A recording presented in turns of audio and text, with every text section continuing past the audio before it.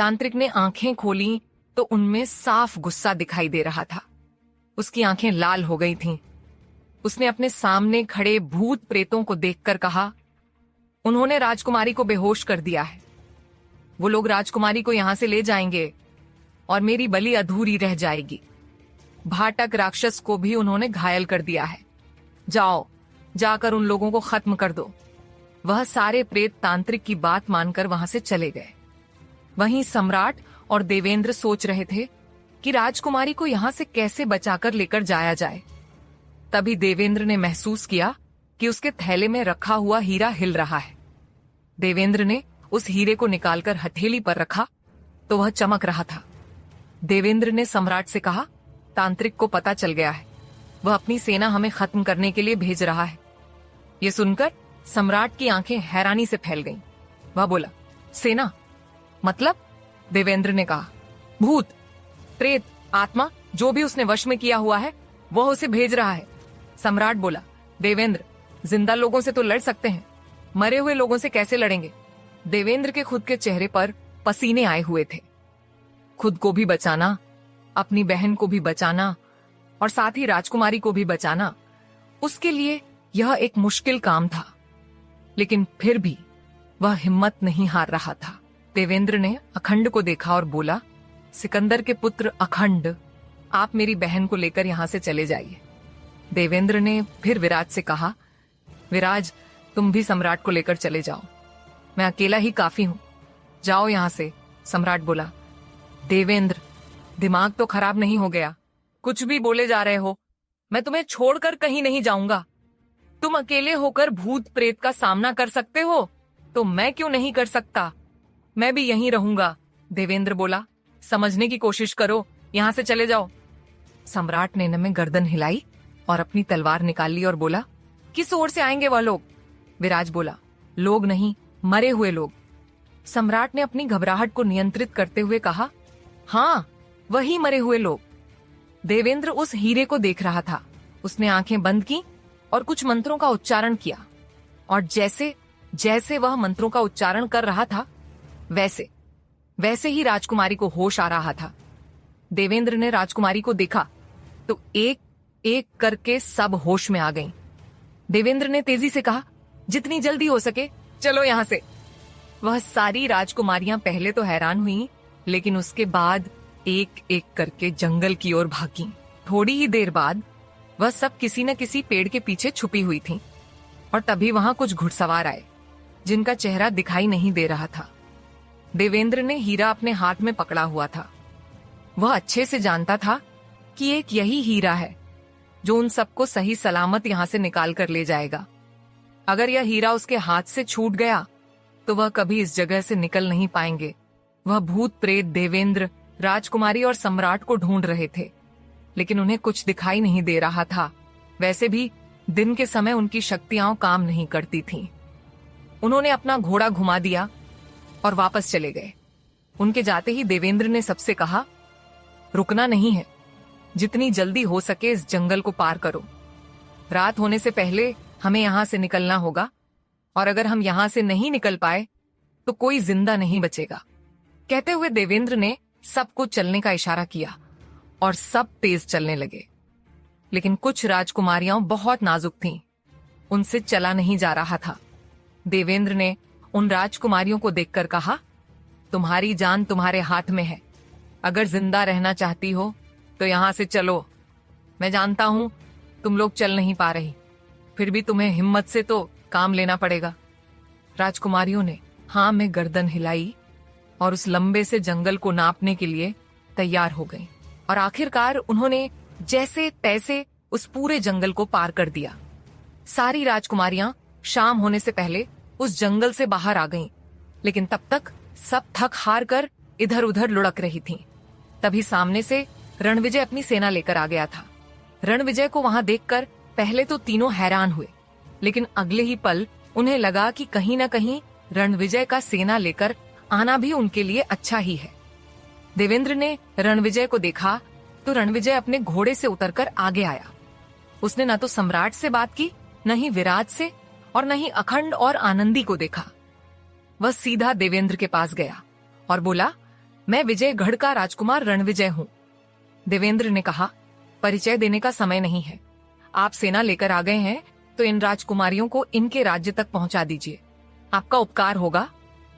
रणविजय खुद से बोला, कितना घमंडी राजकुमार है। वहीं देवेंद्र ने आनंदी की बाजू पकड़ी और उसे अपनी ओर खींचा। अखंड को थोड़ा सा बुरा लगा, लेकिन बेचारा आनंदी को रोक भी नहीं सकता था। पूरे रास्ते वह आनंदी का हाथ पकड़कर ही आया था और आनंदी इतनी थकी हुई थी कि उसने विरोध भी नहीं किया। देवेंद्र ने सम्राट को देखा और बोला, सम्राट, तुम सच में शूरवीर हो, हमें तुम्हारे साथ अच्छा लगा। सम्राट ने बसी हाँ में गर्दन हिलाई और बोला, तुम भी बहुत बड़े योद्धा हो, अकेले ही सब कुछ करने की क्षमता रखते हो, मानो न मानो, लेकिन मैं तुम्हारा अनुयायी हो गया। देवेंद्र के चेहरे पर मुस्कुराहट आ गई। उसने हाथ जोड़कर सम्राट से जाने की आज्ञा मांगी और फिर विराज और अखंड को भी देखा। अखंड की नजर तो आनंदी पर ही थी और आनंदी, उसने तो अखंड के व्यवहार पर ध्यान ही नहीं दिया। वह तो अपने दर्द में ही परेशान थी। देवेंद्र आनंदी को लेकर अपने घोड़े के पास आ गया। उसने आनंदी को आराम से घोड़े पर बैठाया और फिर खुद भी उछलकर घोड़े पर बैठ गया।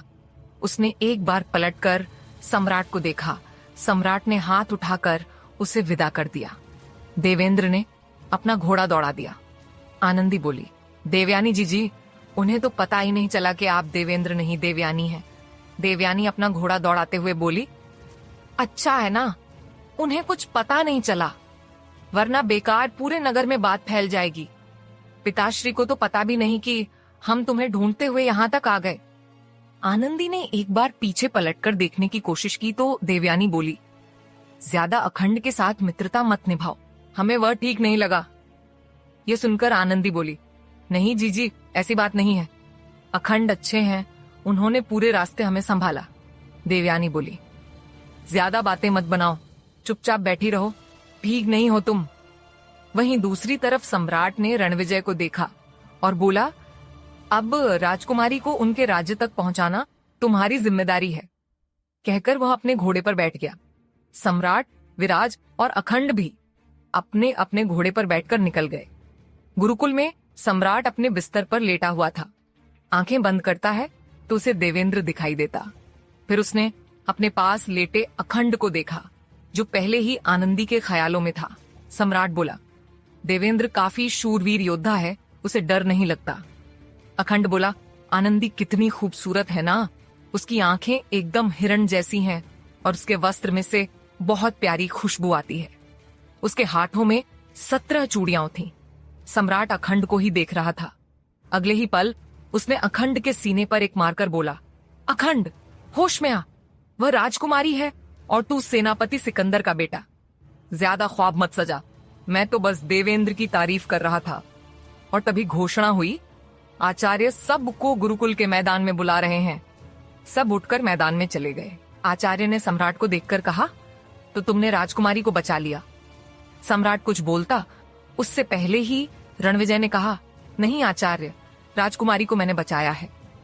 आचार्य ने रणविजय की बातों को पूरी तरीके से नजरअंदाज कर दिया और सम्राट को देखने लगे।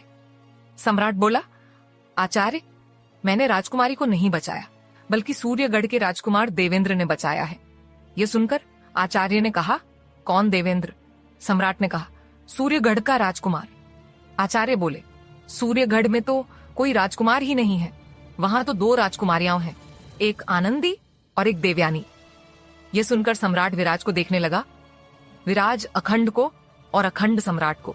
तीनों ने एक साथ आचार्य को देखा और एक साथ बोले, नहीं, सूर्यगढ़ का राजकुमार देवेंद्र योद्धा और शूरवीर दोनों है। आचार्य ने हंसकर कहा, तो तुम्हें लगता है कि मैं तुम्हारे साथ परिहास कर रहा हूं? तीनों ने न में गर्दन हिला दी। आचार्य बोले, सूर्यगढ़ का कोई राजकुमार है ही नहीं, इसलिए सूर्यगढ़ के महाराज की बड़ी पुत्री देवयानी ही युद्ध कला में कुशल है। हो सकता है तुम्हें देवेंद्र मिलकर वहीं मिली हो। तीनों एक दूसरे को देख रहे थे। आचार्य ने कहा, अच्छा, वह सब छोड़ो, मैं तुम तीनों से प्रसन्न हूं कि तुम तीनों ने सारी राजकुमारी को बचा लिया। अब तुम अपने घर जा सकते हो। मेरी गुरु दक्षिणा पूरी हुई। अब तुम अपने घर जाकर अपने माता पिता के कार्य में हाथ बटा सकते हो। तीनों ने हाँ में गर्दन हिलाई और तीनों ही वहां से चले गए। तीनों ही बिस्तर पर लेटे हुए थे। शाम से रात हो गई। तीनों ने एक दूसरे से बात नहीं की। सम्राट को तो बहुत ज्यादा हैरानी थी कि क्या सच में वह जिस आदमी से जंगल में मिले थे वह पुरुष नहीं बल्कि स्त्री थी। सम्राट उठ गया। अखंड बोला, क्या हुआ भाई, उठ क्यों गए? सम्राट ने कहा, मैं सूर्यगढ़ जा रहा हूँ, सुबह होने से पहले आ जाऊंगा। आखिर देख कर तो आऊं कि क्या सच में हम किसी महिला से मिले थे या पुरुष से। विराज बोला, पागल मत बनो भाई, आचार्य को पता चल गया तो माँ, बड़ी माँ और मामा तीनों को बुलाकर हमारी शिकायत लगा देंगे। जाकर चुपचाप सो जाओ। सम्राट बोला, अब मुझे नींद नहीं आएगी, मुझे जानना ही है क्या सच में हम किसी देवयानी राजकुमारी से मिले थे। विराज मना कर रहा था, लेकिन अखंड ने भी उठकर कहा, मैं भी चलूंगा, मुझे भी आनंदी से मिलना है। विराज बोला, दोनों पागल तो नहीं हो गए? आचार्य को पता चल गया तो सब गड़बड़ हो जाएगा। सम्राट ने कहा, मैं तो देवेंद्र से मिलकर रहूंगा। यार, मैंने सोचा वह पुरुष है तो इतना शूरवीर है, उसे डर नहीं लग रहा था, लेकिन वह तो एक महिला निकली। और अगर वह महिला है तो सोचो वह कितनी निडर होगी। जहां हमें भी घबराहट हो रही थी, वहां उसने मेरी आंखों में आंखें डालकर कहा था कि तुम सब जाओ, मैं अकेला देख लूंगा। सच में मैं तो उसका अनुयायी हो गया हूं, उसे देखे बिना इन आंखों में चैन नहीं पड़ेगा। कहकर उसने अपना घोड़ा दौड़ा दिया। वहीं अखंड के चेहरे पर मुस्कुराहट थी। आखिर सम्राट के चक्कर में उसे भी आनंदी से मिलने का मौका जो मिल जाएगा। और विराज, वह खुद से बोला, ये दोनों जा रहे हैं तो मैं क्यों नहीं जा रहा हूं? कहकर उसने भी अपना घोड़ा दौड़ा दिया। आखिर उन दोनों के बिना उसका मन कहां लगता था। तीनों ही घोड़े पर बैठे हुए सूर्यगढ़ की ओर जा रहे थे। विराज बोला, भैया ऐसा क्या है देवेंद्र में जो अभी मिलना जरूरी है? अरे ठीक है, मान लेते हैं कि वह पुरुष नहीं स्त्री है। सम्राट बोला, अगर वह स्त्री है तो मैं उसे देखना चाहता हूं कि वह इतनी निडर कैसे है। कहकर उसने अपना घोड़ा दौड़ा दिया और आखिरकार तीनों ही सूर्यगढ़ की सीमा के पास आ गए। तीनों ने एक पेड़ के पास अपने घोड़े बांधे, एक बड़ी सी चादर से खुद को लपेट लिया। विराज बोला, किसी ने देख लिया तो सोचेंगे कि चोरी करने आए हैं। सम्राट बोला, हाँ, अगर मुझे देवयानी अच्छी लगी तो मैं तो देवयानी को ही चुरा कर ले जाऊंगा। ये सुनकर अखंड बोला, मैंने तो पहले ही आनंदी का दिल चुरा लिया। विराज ने गुस्से में अखंड को देखा तो अखंड ने मुस्कुराकर कहा, मतलब आनंदी ने मेरा दिल चुरा लिया तो मुझे अपना दिल वापस लेकर आना है ना?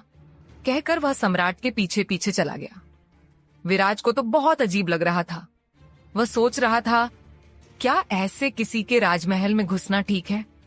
और अगर किसी ने देख लिया तो चोर समझकर उन्हें मार मार कर उनकी हड्डियां तोड़ देगा। लेकिन ऐसा कुछ नहीं हुआ। सम्राट बड़ी चालाकी से महल के अंदर चला गया। अब उसे बस देवयानी का कमरा ढूंढना था। वहीं दूसरी तरफ अखंड भी आनंदी को ढूंढने के लिए दूसरी तरफ चला गया। और विराज, वह तो बस खुद को बचा रहा था। अखंड बस एक बार आनंदी को देखना चाहता था। वहीं सम्राट को तो देवयानी चाहिए थी। वह देखना चाहता था कि क्या सच में इतनी निडर लड़की हो सकती है, क्योंकि उसने तो अभी तक जितनी भी लड़कियों को देखा था वह सब डरपोक थीं। वह 70 राजकुमारियां भी इतनी नाजुक थीं कि ठीक से चल भी नहीं पा रही थीं। लेकिन देवयानी, उसने तो अकेले ही तांत्रिक और राक्षस से लड़ने की हिम्मत दिखाई थी। सम्राट आखिरकार एक कक्ष में पहुंच गया जहां उसे भीनी सी खुशबू आ रही थी, लेकिन उस कक्ष में कोई नहीं था। और तभी उसके कानों में तलवार टकराने की आवाज पड़ी। सम्राट ने ध्यान लगाया तो उसी कक्ष से थोड़ी दूर पर ही वह आवाज आ रही थी। सम्राट धीरे धीरे उस तरफ चला गया जहां से तलवार टकराने की आवाज आ रही थी। उसने हल्का सा किवाड़ खोलकर देखा तो एक व्यक्ति सफेद रंग के कपड़े पहने, चेहरे पर सफेद रंग का कपड़ा लपेटकर तलवार का अभ्यास कर रहा था। उसकी पकड़ तलवार पर टिकी हुई थी, जिसे देखकर पता चल रहा था कि वह तलवार चलाने में बहुत अच्छा और निपुण है।